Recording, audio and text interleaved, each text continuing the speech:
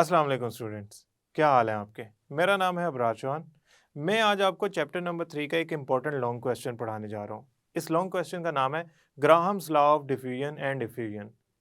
Graham's law of diffusion and diffusion आपको ये बताता है कि रेट ऑफ डिफ्यूजन किन चीज़ों पे डिपेंड करता है, किन फैक्टर्स पे डिपेंड करता है। डेंसिटी और रेट ऑफ डिफ्यूजन का आपस में क्या लिंक है, मॉलिक्यूलर मास और रेट ऑफ डिफ्यूजन का आपस में क्या लिंक है। ये दो फैक्टर्स असल में किसी गैस की स्पीड जो डिफ्यूजन करने की होती है उस पर बहुत ज़्यादा इफेक्ट करते हैं। मैं इस टॉपिक को डिटेल में डिस्कस करता हूं, तो चलते हैं हम अपने ग्लास बोर्ड की तरफ। स्टूडेंट्स, आज हम ग्राहम्स लॉ ऑफ डिफ्यूजन पढ़ने जा रहे हैं। हम इसमें डिस्कस करेंगे कि क्या तमाम गैसेस एक स्पीड से डिफ्यूज करती हैं। यानी कि अगर आप एक कंटेनर के अंदर हीलियम गैस ले लें और दूसरे कंटेनर के अंदर नाइट्रोजन गैस ले लें, तो क्या दोनों गैसेस की रेट ऑफ डिफ्यूजन या स्पीड ऑफ डिफ्यूजन एक जैसी है? असल में ऐसा नहीं है। Thomas Graham was a scientist जिन्होंने बहुत सारी गैसेस पे डिफरेंट एक्सपेरिमेंट किए और उनको अंदाजा हुआ कि डिफ्यूजन की जो स्पीड है वो डेंसिटी और मॉलिक्यूलर मास से रिलेटेड होती है। उनका कहना था कि रेट ऑफ डिफ्यूजन रिलेट करता है डेंसिटी ऑफ गैस से और मॉलिक्यूलर मास से। इस पूरी लॉ को समझने से पहले हम ऐसा करते हैं, एक एग्जांपल लेते हैं।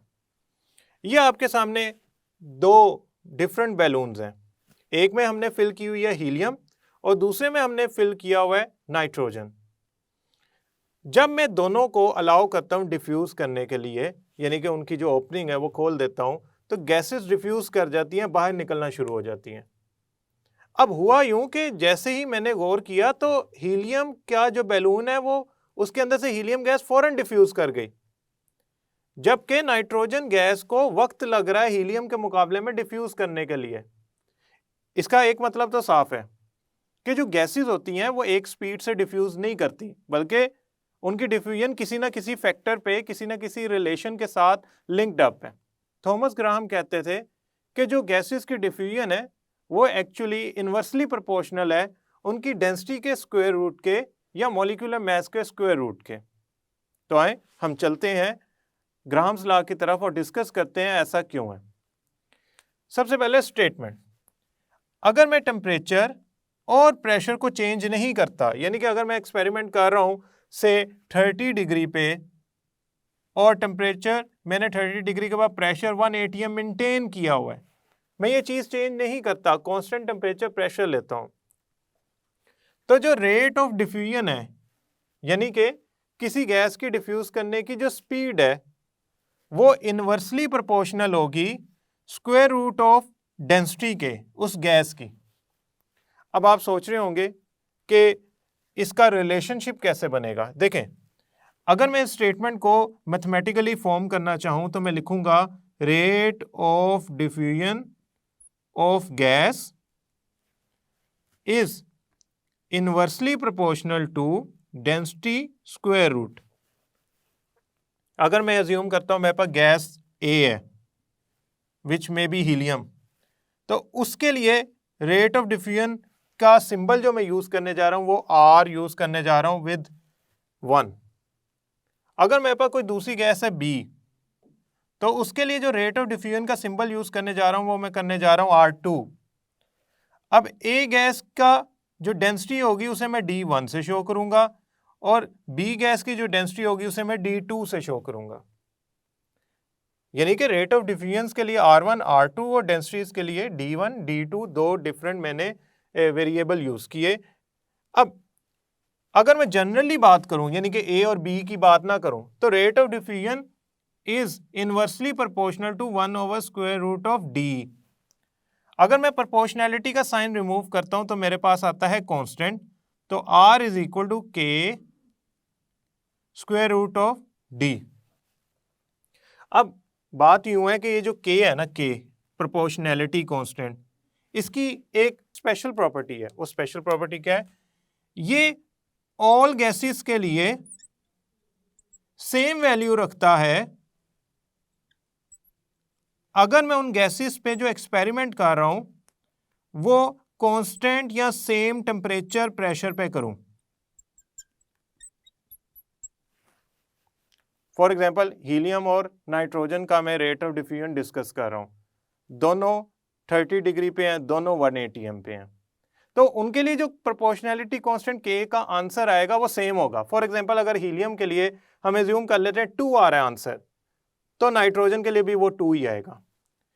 इसको मैं अगर फॉर गैस 1 रीराइट करना चाहूं इस इक्वेशन को, तो मैं लिखूंगा R1 is equal to K over square root of D1। और अगर मैं इसी इक्वेशन को रीराइट करना चाहूं फॉर गैस बी, इसे मैं ऐसा कर लेता हूं, ए लिख लेता हूं, और for gas B R2 is equal to K over square root of D2। अब ये जो ए के लिए इक्वेशन लिखी है, इसको मैं कह देता हूं इक्वेशन नंबर 1 और इसको कह देता हूं इक्वेशन नंबर 2। अब आप कहेंगे सर आपने के दोनों के लिए सेम इसलिए लिखा है क्योंकि के इज अ प्रोपोर्शनैलिटी कांस्टेंट, और ग्राहम्स लॉ के अंदर इस प्रोपोर्शनैलिटी कांस्टेंट की वैल्यू दो डिफरेंट गैसेस के लिए सेम होती है। तो अगर मैं K1 K2 लिखता, मतलब तो दोनों सेम ही वैल्यूज हैं, तो मैंने दोनों के लिए K लिख दिया। अब मैं ऐसा करता हूं, इन दोनों इक्वेशंस को, इक्वेशन नंबर 1 को डिवाइड कर देता हूं इक्वेशन नंबर 2 से। तो मेरे पास आंसर क्या आया? मेरे पास आया R1 is equal to K over square root of D1, और इधर डिवाइड कर देता हूं R2 K over square root of D2। मैंने दो इक्वेशन एक दूसरे से डिवाइड कर दी। अब आप देख रहे हैं K over square root of D1, K over square root of D2, ये तो एक ऐसी मैथमेटिकल फॉर्म बन गई है जो हम पढ़ते थे, जिसके अंदर होता यूं था कि अगर A over B C over D लिखा हो तो हम इसे लिखते थे B C से मल्टीप्लाई होगा, A D से मल्टीप्लाई होगा, एक्सट्रीम एक्सट्रीम से मल्टीप्लाई होगी, बिटवीन बिटवीन से मल्टीप्लाई होगी वैल्यू, तो बन गया A D over B C। तो इसका मतलब ये हो गया कि ये वैल्यू इससे मल्टीप्लाई होगी और ये वैल्यू इससे मल्टीप्लाई होगी। तो हमारी इक्वेशन क्या बन जाएगी? R1 over R2 square root of D2 into K, फिर नीचे ये वाला K square root of D1। अब आप K को कैंसिल कर सकते हैं, क्यों? सेम वैल्यू, अगर फॉर एग्जांपल 2 है तो 2 से कैंसिल हो गया। अब हम क्या करते हैं, इस इक्वेशन को प्रॉपर्ली फॉर्म करते हैं। अब ये बन गई हमारे पास R1 over R2 square root of D2 over square root of D1। यानी कि दो गैसेस की अगर मैं रेशो लूं रेट ऑफ डिफ्यूजन की, तो वो उनकी डेंसिटी के स्क्वायर रूट की रेशो के बराबर आएगी। अब हमने एक जगह पढ़ा था कि जो डेंसिटी होती है ना, वो मॉलिक्यूलर मास के डायरेक्टली प्रोपोर्शनल होती है। ये हमने पढ़ा था आइडियल गैस की डेंसिटी के अंदर कि D is equal to PM ओवर RT। प्रेशर और टेम्परेचर तो हम कांस्टेंट रख रहे हैं, तो हम क्या करते हैं, डेंसिटी और मॉलिक्यूलर मास को रिलेट करते हैं। तो एज वी नो कि density is actually directly proportional to molecular mass, यानी कि किसी गैस का मॉलिक्यूलर मास ज्यादा होगा तो उसकी डेंसिटी भी ज्यादा होगी, और अगर किसी गैस का मॉलिक्यूलर मास कम होगा तो उसकी डेंसिटी भी कम होगी। फॉर एग्जांपल अगर मैं हीलियम की बात करूं और उसको मैं कंपेयर करूं नाइट्रोजन गैस से, तो हीलियम का मॉलिक्यूलर मास है 4 और नाइट्रोजन का मॉलिक्यूलर मास होता है 28। चैप्टर नंबर 1 में हमने ये निकालना सीखा था। अब डेफिनेटली ये 28 है, ये 4 है, कहाँ हीलियम कहाँ नाइट्रोजन, इनके मॉलिक्यूलर मास में बहुत ज़्यादा डिफरेंस है।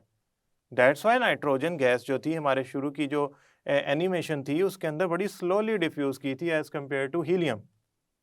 तो मैं क्या करता हूँ, ये डेंसिटीज D2 और D1 की जगह मैं लिख सकता हूँ, अगर for example density molecular mass के डायरेक्टली प्रोपोर्शनल है तो मैं यूं भी तो लिख सकता हूँ कि D1 डायरेक्टली प्रोपोर्शनल है M1 के, ये भी तो कह सकता हूँ D2 डायरेक्टली प्रोपोर्शनल है M2 के। तो मैं ऐसा करता हूँ, इस इक्वेशन को मॉडिफाई करता हूँ, इस इक्वेशन को मॉडिफाई करता हूँ। R1 over R2 is equal to M2 over M1। यहां से स्टेटमेंट नंबर 2 निकलेगी हमारी। स्टेटमेंट नंबर 2 क्या कह रही है कि rate of diffusion first gas is inversely proportional to square root of its molecular mass. Rate of diffusion of second gas is inversely proportional to molecular mass of its gas. अब यहां पे हम इसको प्रॉपरली लिखते हैं। पहली बात है, इस दौरान प्रोसेस के दौरान मैंने टेम्परेचर प्रेशर नहीं चेंज किया, तो पहली कंडीशन तो सेम रहेगी हमारी स्टेटमेंट नंबर 2 में, at constant temperature and pressure. At constant temperature pressure पे क्या होगा, rate of diffusion of a gas is inversely proportional to square root of its molecular mass या molar mass।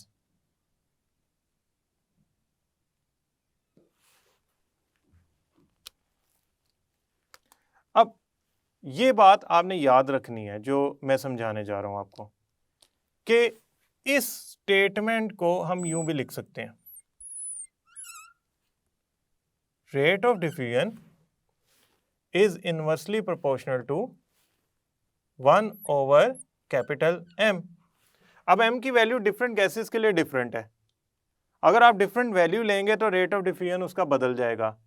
यही वजह थी कि हमारे एनिमेशन के अंदर जो एक्सपेरिमेंट हम देख रहे थे उसमें रेट ऑफ डिफ्यूजन हीलियम का ज़्यादा था और जो rate of diffusion of nitrogen था वो कम था। वो कैसे, ऐसा आइडियलाइज तो ठीक है हो गया, लेकिन इक्वेशन से कैसे पता लगेगा? देखिए ये है inversely proportional to each other, ये दो values inversely proportional to each other हैं। अगर इनवर्सली प्रोपोर्शनल में एक वैल्यू कम की जाती है तो दूसरी वैल्यू बढ़ जाती है। मसलन अगर मैं M की जगह लेता हूं हीलियम का 4 वैल्यू, तो वो कम वैल्यू है, रेट ऑफ डिफ्यूजन बढ़ जाएगा। हाइड्रोजन लूंगा और बढ़ जाएगा। मैं अगर नाइट्रोजन लेता हूं 28, तो M की वैल्यू बड़ी कर दी, 4 की बजाय 28 लिख दी, रेट ऑफ डिफ्यूजन कम हो जाएगा, इनवर्सली प्रोपोर्शनल है।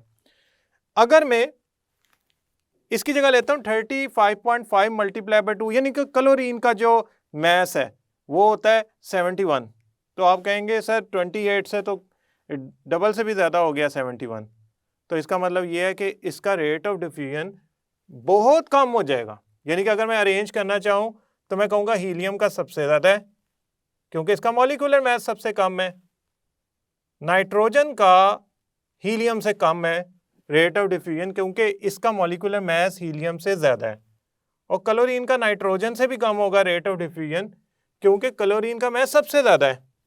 चूंकि इसकी मॉलिक्यूलर मास की वैल्यू सबसे ज़्यादा है, इसकी कम है, इसकी बहुत कम है, लिहाजा इनका ऑर्डर ऑफ डिफ्यूजन ये होगा, रेट ऑफ डिफ्यूजन का ऑर्डर ये बनेगा। आपको ये एमसीक्यू किसी भी सूरत आ सकता है, मसलन वो यूं भी पूछ सकते हैं एमसीक्यू के अंदर, जो हम इसको एक बार लिख लेते हैं ताकि हमारे लिए आसानी हो जाए, हम इसे जज कर पाएँ कि हमारे लिए कौन सी वैल्यू सही है। वो कहता है which of the following MCQ important, which of the following gas will diffuse fastest? नीचे ऑप्शन दे देते हैं, hydrogen, B oxygen, C nitrogen, या वो डी कह देते हैं ऑल ऑफ देम, सारी एक जैसा डिफ्यूज करेंगी। आप सोचेंगे डिफ्यूजन तो मॉलिक्यूलर मास के जरिए डिटेक्ट की जा सकती है, ज़्यादा होगी कम होगी, तो आप लिखेंगे हाइड्रोजन का मॉलिक्यूलर मास वो होता है 2, 1 + 1, ऑक्सीजन 32 16 + 16 28 14 + 14। आप कहेंगे ये सबसे स्लो है, ये थोड़ा सा फास्ट होगी, इसके मुकाबले में थोड़ा सा फर्क होगा क्योंकि इनमें इतना ज़्यादा डिफरेंस नहीं है। हाइड्रोजन तो बहुत ही कम रखती है मॉलिक्यूलर मास, तो इट शुड डिफ्यूज फास्टेस्ट, ये फौरन निकल जाएगी, वैसे भी लाइटर होती है, आसानी से डिफ्यूज कर जाती है। सो ऑर्डर भी आ सकता है एमसीक्यू और इस तरह का भी एमसीक्यू आ सकता है आपके पास। अब हम चलते हैं एक्सपेरिमेंटल वेरिफिकेशन की तरफ। एक्सपेरिमेंटल वेरिफिकेशन के लिए हमें एक प्रॉपरली एक ट्यूब लेनी पड़ेगी जिसके अंदर हम दो केमिकल्स को आपस में रिएक्ट करवाएंगे और उस रिएक्शन से हमें अंदाज़ा होगा कि कौन सा केमिकल कहाँ तक पहुँचा है। जो ज़्यादा फासला तय करता हुआ पहुँचेगा वो ज़्यादा स्पीड से डिफ्यूज़ हुआ होगा, जो नहीं चल पाया, भाग नहीं पाया, ज़्यादा फासला नहीं तय कर पाया, वो कम डिफ्यूज़ हुआ होगा। इन दैट केस हम एक एक्सपेरिमेंट स्टडी करते हैं और उस एक्सपेरिमेंट के लिए हम यहाँ पे एनिमेशन देखते हैं। ये हमने एक होलो ट्यूब ली ग्लास की, ये है 100 सेंटीमीटर की, लेंथ इसकी 100 सेंटीमीटर है। हमने क्या किया, दो कॉटन के पीसेस लिए जो फिट हो सके इसके एजेस पे, होलो है ना ट्यूब, साइडों पे फिट हो सके। एक को अमोनिया के सोल्यूशन में डिप किया, एक को हाइड्रोक्लोरिक एसिड के सोल्यूशन में डिप किया। दोनों को मैंने प्लग कर दिया एट अ टाइम, इकट्ठे प्लग करना है।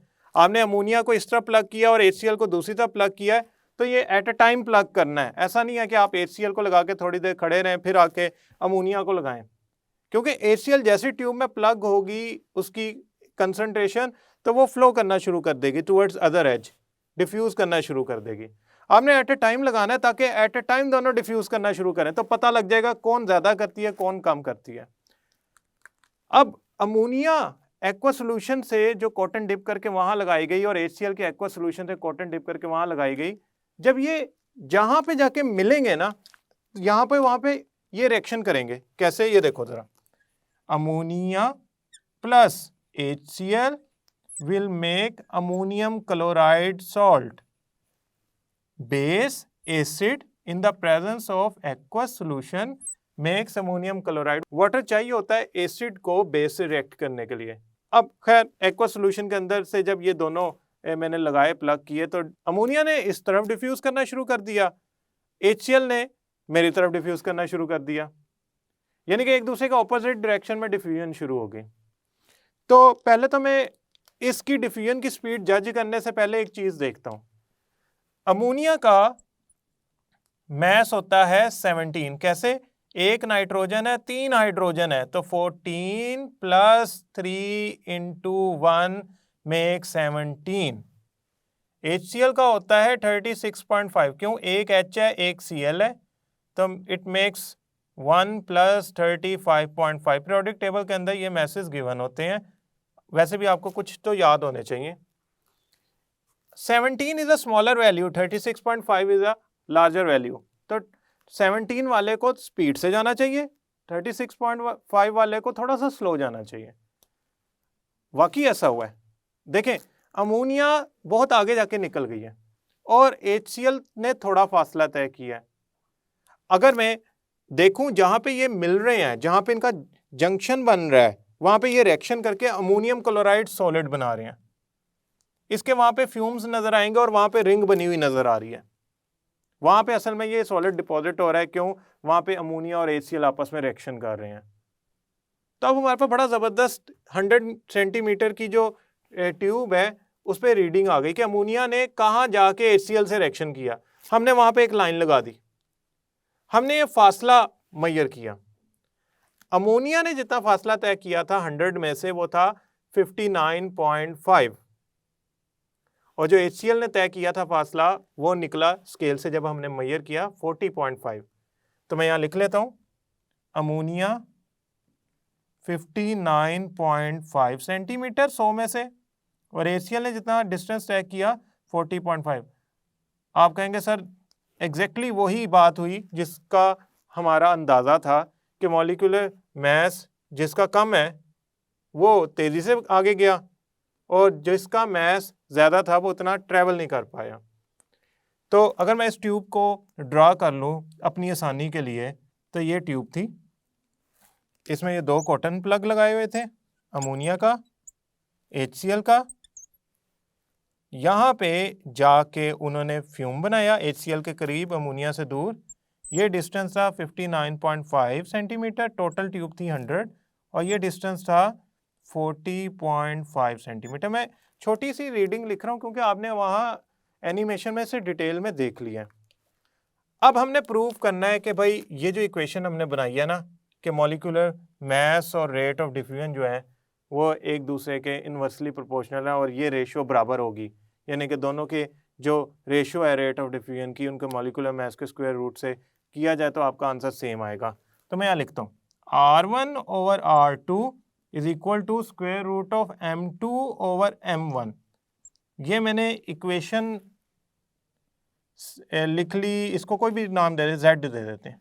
Okay, equation number writing equation Z, ये लिख ली। अब आप कहेंगे सर आपके पास रीडिंग तो आ गई है, वो रीडिंग इनपुट कर दें। R1 की रीडिंग क्या आई है 59.5, R2 की रीडिंग क्या आई है 40.5, M2 की रीडिंग क्या है, M2 क्या था, देखें ये R2 का मतलब ये है कि ये HCl की रीडिंग है, तो M2 HCl का होगा, वो कितना होगा HCl का 36.5, और M2 R1 जो था अमोनिया का था, तो M1 अमोनिया का होगा 17। जब मैं इन दोनों को सॉल्व करूंगा तो मेरा इस साइड का आंसर आएगा 1.46, उस साइड का आंसर आएगा 1.46। हेंस मेरा प्रूफ हो गया कि अगर मैं दो रेट ऑफ डिफ्यूजन की रेशियो लूं वो उनके मॉलिक्यूलर मास की रेशियो के बराबर होती है, और ये मैंने एक्सपेरिमेंटली प्रूव किया सारा सिस्टम।